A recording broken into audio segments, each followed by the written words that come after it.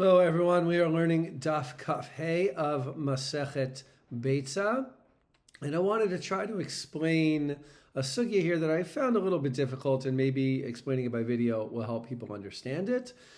In the beginning of the Gemara that appears after the Mishnah about a sick or dying animal, Rami Bar Abba says that just as one has to strip and cut apart an olah, a burnt offering, before it is eaten, so too butchers who are coming to prepare meat to sell at their butcher store, have to do this as well.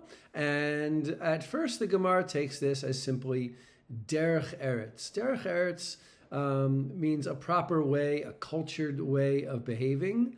And it means usually something that is not strictly speaking halachically mandatory.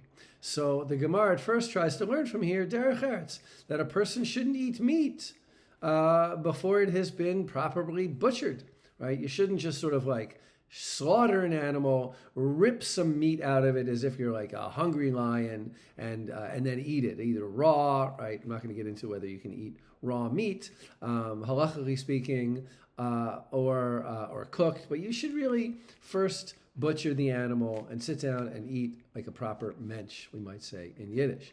But then the Gemara tries to find afuke mai kamashmalan, to try to find some kind of halachic ramification for Rami Bar Abba's statement.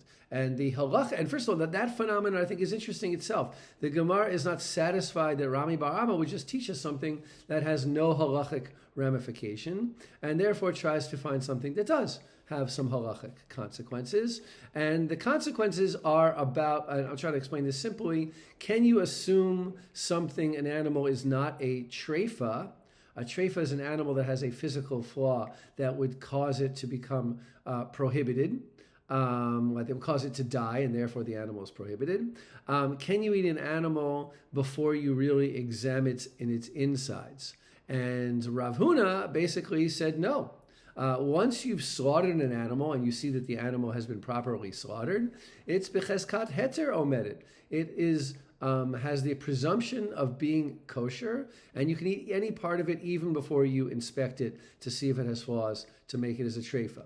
Whereas Rami Bar Abba said that you have to examine an animal. But the Gemara rejects that opinion, the opinion that Rami Bar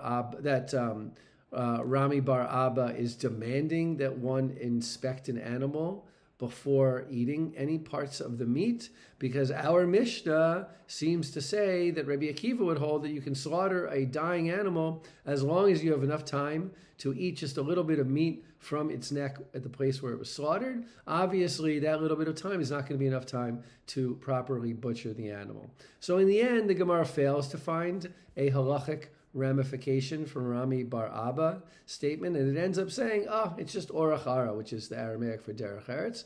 But it is interesting to note two things. One is the Gemara does in the end accept that sages said things that don't have halachic ramifications, but it would still prefer to find a halachic nafkamina, is what we say in Aramaic, a halachic consequence from everything that we read in the Mishnah and in the Talmud.